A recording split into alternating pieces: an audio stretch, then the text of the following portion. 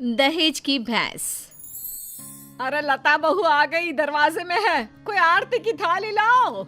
अरे गुड़िया भाभी दरवाजे पर खड़ी है, जल्दी आओ। घर पर शादी के बाद लता की पहली विदाई थी। वो ससुराल आती है। बहू की आरती करने के लिए इतनी एक्साइटेड हो रही है या फिर बहू के साथ आए सामान की है? सब जानते हैं। अरे लालची समझ रखा है क्या? अरे घर में अगर दो सामान आ भी जाता है तो तुम्हें क्यों खुजली हो रही है? अरे कहाँ हो सब, मेरी बहू आ गई। सास थाली लेकर दरवाजे पर जाती है, जहाँ सामने एक भैंस खड़ी होती है। माँ, भाभी तो है नहीं, भैंस है, बोलो तो कर दे आरती। भैंस? भैंस कहाँ से आ गई? तभी लता आ जाती है। वो क्या है ना, पापा ने कहा है कि जा रही हो तो भैंस भी ले जाओ, वहाँ ससुराल में लोगों को दूध दही का फायदा हो जाएगा ना। तो ले आए हम। अरे वाह, कहाँ तो बूंद बूंद दूध के लिए तरसते थे, अब तो नदियाँ बहेंगी नदियाँ। लेकिन ये भैंसियाँ खड़ी कहाँ होगी? रुको, तुम्हारे ससुर से पूछते हैं। सास अंदर बैठे ससुर को आवाज देती है। आज सुन रहे हो? बहू का ये सामान कहाँ रखना है और ये कहाँ रहेगी? ससुर जी से पता ही नहीं कि दरवाजे पर भैंस खड़ी है। अरे करना क्या है, वो ऊपर का कमरा ही तो बनवाया था ना, वहीं रहेगी और कहाँ जाएगी? हैं? ऊपर के कमरे में रखे? अरे लेकिन इतना ऊपर चढ़ेगी कैसे? अरे पैरों से, और क्या पंख उगाना है? बड़ी ही गंवार औरत हो तुम। और अब बहू आ गई है, जल्दी से अंदर ले आओ आरती करके, हम नहाने जा रहे हैं। बाहर आए तो नाश्ता मिल जाना चाहिए, फिर मिलते हैं बहू से। ये बोलकर ससुर तो चले जाते हैं, लेकिन सास सोच में पड़ जाती है कि भैंस को ऊपर पहुंचाए कैसे। खैर काफी मशक्कत के बाद भैंस को छत पर चढ़ा दिया जाता है। हाय रे, न जाने कैसा ससुराल मिला है, एक तो 3 तल्ले ऊपर कमरा दिया है। सोचा था कि खुली छत है, रोमांटिक माहौल बनेगा, लेकिन नहीं, यहाँ तो मेरी भैंस ही खड़ी कर दी। अब सारा दिन सारी रात इसी के गोबर की मैं कमरे में माहौल जमाएगी। अरे रोती क्यों हो? जानती हो ना, घर में पापा का ही राज चलता है। और अब मुझे खुद समझ में नहीं आ रहा कि कैसे पापा ने ये भैंस छत पर चढ़वा दी। खैर चेंज कर लो, नीचे चलते हैं नाश्ता करने, हमें बहुत भूख लग रही है। सभी नीचे आते हैं नाश्ते के टेबल पर। और बताओ बहू, घर पर सब कैसे हैं? पिताजी को बोलते तो वो भी आ जाते, इसी बहाने मुलाकात हो जाती, और वो भी देख लेते कि कितनी शानदार व्यवस्था की है हम लोगों ने तुम्हारे रहने की। कमरा पसंद तो आया ना बेटा? हाँ पापा जी, बहुत, लेकिन वो भैंस। कौन सी भैंस बहू? वैसे भैंस से याद आया, तुम लोगों के मायके में तो भैंस ही भैंस है, तो कम से कम तुमने भैंस की सेवा, दूध निकालना, भैंस को नहलाना, ये सब तो सीखा ही होगा ना? बहू ससुर के सवाल से एक्साइटेड हो जाती है। सीखा? अरे हाथ में जादू है हमारे। भैंस को देखते हैं कि वो दूध देना शुरू कर देती है, और नहलाने का तो ये है कि अगर हमने भैंस या नहला दी ना पिताजी, तो फिर वो भैंस नहीं रहती। हाँ। क्या बात है? फिर क्या बन जाती है? बकरी? चुप। मतलब कि हमारे हाथ में इतना जादू है कि भैंस भैंस नहीं, रंग खिल कर ना उसका बतख की तरह सफेद हो जाता है। अरे 1 घंटे में 75 भैंस नहलाने का रिकॉर्ड हमने बनाया था जी एक बार। हाँ, ये सब तो ठीक है बहू, वैसे भैंस दूध कितना देती है? बहू फिर शेखी में आ जाती है। वैसे तो क्या है ना माँ जी, देती तो सिर्फ 4 किलो सुबह और 4 किलो शाम को, लेकिन जब मैं दूध निकालने बैठी हूँ ना, तो प्रेशर में 10 किलो सुबह और 10 किलो शाम को देती है। बस फिर क्या, ये सुनकर ससुराल वाले इम्प्रेस हो जाते हैं। ससुर सोच लेते हैं कि इतनी गुणी बहू मिली है तो भैंस तो लाना बनता है। फिर क्या, अगले रोज ससुर दरवाजे पर भैंस खड़ी कर देते हैं। बहू, अरे ओ बहू, देख तो मैं क्या लेकर आया हूँ। तभी बहू एक बाल्टी दूध लेकर आती है। क्या बात है बहू, बाल्टी भरकर दूध कहाँ से आ गया? वैसे देख, दरवाजे में मैंने तेरे लिए एक तोहफा रखा है। बहू दरवाजे पर जाती है जहाँ एक भैंस खड़ी होती है। ये क्या पिताजी, एक और भैंस? एक और नहीं बहू, एक ही है। इसे बाहर ना एक शेड बनाकर खड़ा कर देते हैं, क्या कहते हो? हाँ हाँ पिताजी सही कह रहे हैं, क्यों नहीं। वैसे भी ऊपर ना अब जगह कहाँ है, वहाँ तो। बहू बात पूरी करती कि सास आ जाती है। बहू ला दे बाल्टी, मैं आ रही हूँ। सास बहू से दूध की बाल्टी लेकर चली जाती है और बहू नई भैंस की सेवा में लग जाती है। अगले रोज सुबह सासू माँ, मैं ना आज ससुर जी को बोल दूंगी कि मैं ना दो दो भैंसों की सेवा नहीं कर सकती, तो वो एक भैंस ना बेच दे। अरे नहीं नहीं बहू, अभी नहीं। अभी तो तू जानती है कि मेरे मायके में शादी आने वाली है। दूध के भाव कितने महंगे हैं, तो कुछ महीनों के लिए दोनों भैंसें संभाल ले, फिर बात करते हैं। अब बहू सुबह शाम छत की भैंस और बाड़े की भैंस की सेवा करती, उसे नहलाती, दूध निकालती और सास को देती। सास दूध का क्या करती ये किसी को पता नहीं चलता। फिर एक रोज, अरे बहू, मैं क्या कह रही हूँ, क्यों ना मैं एक और भैंस ले लूं। वो क्या है ना, घर में दूध कम पड़ रहा है।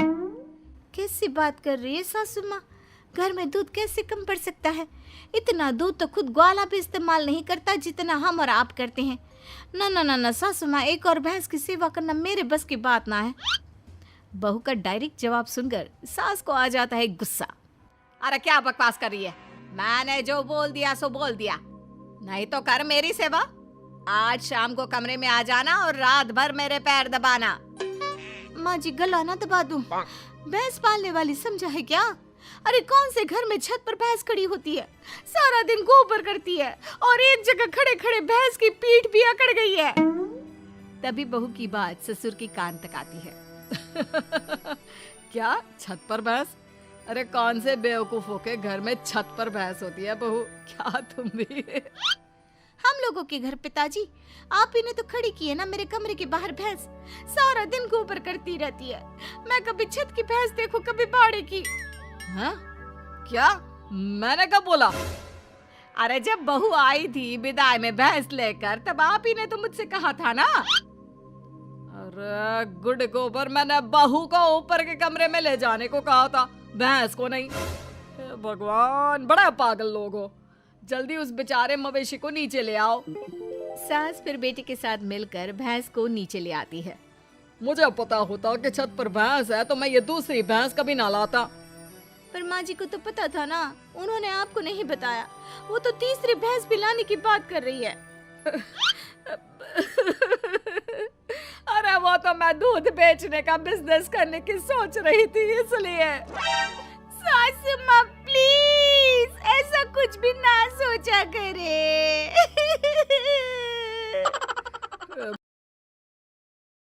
एक बार की बात है, रतनपुर नाम के गांव में मीठी अपने पिताजी उमेश और सौतेली माँ रमा के साथ रहती थी। उसकी सौतेली माँ उससे बहुत काम करवाती।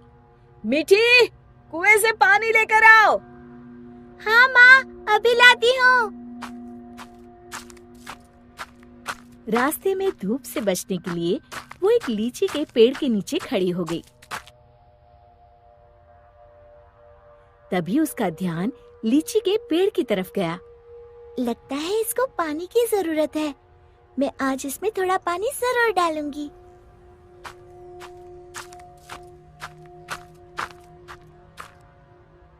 लौटते समय मीठी अपने घड़े से थोड़ा पानी लीची के पेड़ में डाल देती है। अब ये उसका रोज का नियम हो गया। जाते समय थोड़ी देर रुकती और आते समय थोड़ा पानी उसमें डाल देती। उसी पेड़ में एक चुड़ैल रहती थी। इतना ठंडा और मीठा पानी बड़े दिनों के बाद मिला है। एक दिन चुड़ैल ने सोचा, क्यों ना इस लड़की को दोस्त बनाया जाए। बहुत दिनों से मैंने कोई इंसान नहीं खाया। और वो मीठी की हम उम्र लड़की का रूप बनाकर कुएं पर बैठ गई। क्या नाम है तुम्हारा? मीठी। और तुम्हारा? अम्बी। अम्बी? अम्बी तो खट्टी होती है। तुम मीठी और मैं खट्टी, मतलब मीठी खट्टी। नहीं, मीठी खट्टी नहीं, मीठी अम्बी। दोनों खिलखिलाकर हंसने लगती है अरे, मुझे तो तुमसे बातें करके बड़ी देर हो गई। और जल्दी से घड़ा लेकर घर के लिए चल दी। थोड़ा सा पानी उसने लीची के पेड़ में भी डाल दिया। चुड़ैल बहुत दिनों से अकेली रह रही थी। उसे मीठी का साथ अच्छा लगा।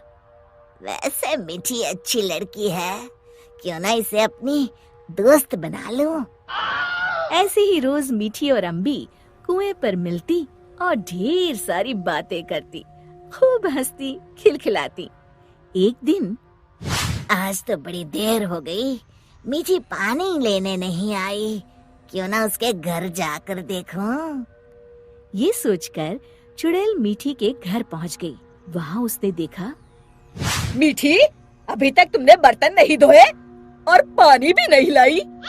बस माँ, खाना खाकर अभी बर्तन धोती हूँ। कब से खा रही हो? जल्दी उठो, बहुत काम है। खाना खाकर मीठी बर्तन धोने लगी। आज मैंने लीची के पेड़ में पानी भी नहीं डाला और ना ही अपनी दोस्त से मिल पाई।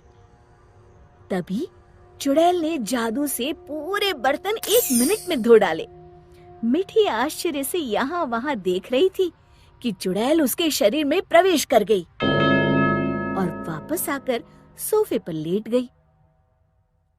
अच्छा, तो राजकुमारी आराम फरमा रही है। बर्तन कौन धोएगा? धुल गए। रमा को मीठी की आवाज भारी सी लगी। अच्छा, जादू से धोए हैं क्या? हाँ। अब झाड़ू कौन लगाएगा? कपड़े कौन धोएगा? तुम, और कौन? अच्छा, तो मुझे जवाब देती है। ये कहते हुए रमा ने मीठी का हाथ पकड़कर झकझोर दिया। पर मीठी रोज की तरह रोई नहीं, तो रमा को और तेज गुस्सा आ गया।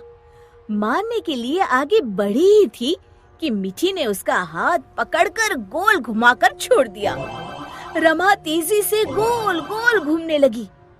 कुछ देर तक घूमने के बाद रमा ने एक बार फिर हाथ उठाने की कोशिश की। इस बार एक धक्के में रमा घर के चारों कोनों में टकराई और फिर एक कोने में जाकर गिर पड़ी। अब जाकर कपड़े धो। जाती हूँ। वो आराम से सोफे पर लेटकर टीवी देखने लगती है। थोड़ी देर बाद रमा कपड़े धोकर कमरे में आई। जाओ, जाकर झाड़ू पोछा करो। रमा कुछ बोलने ही वाली थी कि मीठी की लाल लाल आंखें देखकर डर गई। लगाती हूँ, अभी झाड़ू लगाती हूँ। इतने में मीठी के पिताजी आते हैं। उन्होंने पहले कभी रमा को काम करते हुए नहीं देखा था। रमा, तुम काम क्यों कर रही हो? मीठी कहाँ है? रमा जोर जोर से रोने लगी और उंगली से इशारा किया जहाँ मीठी आराम से लेटी हुई थी।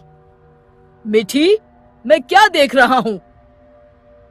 मीठी के पिताजी उसका हाथ पकड़कर उसे उठाते हैं, पर मीठी को देखकर बुरी तरह डर जाते हैं और पीछे हट जाते हैं।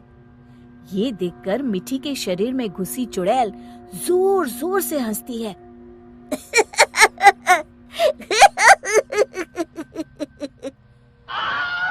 उमेश समझ जाता है कि मीठी पर चुड़ैल का साया है। कौन हो तुम और यहाँ कैसे आई? तभी चुड़ैल मीठी के शरीर से निकलकर लहराती हुई सामने खड़ी हो गई और गूंजती हुई आवाज में उसने कहा, मैं अम्बी हूँ। क्या कहा? अम्बी मतलब लीची वाली चुड़ैल? हाँ, और मीठी मेरी दोस्त है। तुम लोग उसे बहुत परेशान करते हो। मैं तुम सबको खा जाऊंगी। उमेश और रमा डर के मारे थर थर कांपने लगे। हमें माफ कर दो अम्बी, आज से हम ऐसा नहीं करेंगे। हाँ हाँ, हमें माफ कर दो, आज से हम ऐसा नहीं करेंगे। मैं कसम खाती हूँ, मीठी को अपनी सगी बेटी की तरह ही रखूंगी। नहीं, तुम सब झूठे हो। अम्बी को बहुत गुस्सा देखकर मीठी बोली, नहीं नहीं अम्बी, तुम मेरी अच्छी दोस्त हो ना। मेरे माँ पिताजी को कुछ मत करो। नहीं, इन्हें सबक मिलना जरूरी है। तुम्हें मेरी कसम। ठीक है, अभी छोड़ देती हूँ, लेकिन जब भी तुम्हें मेरी जरूरत हो मुझे बुलाना, मैं फौरन आ जाऊंगी। और फिर उस दिन के बाद से रमा ने कभी मीठी को तंग नहीं किया। शिक्षा: हमें किसी के भोलेपन या मजबूरी का नाजायज फायदा नहीं उठाना चाहिए।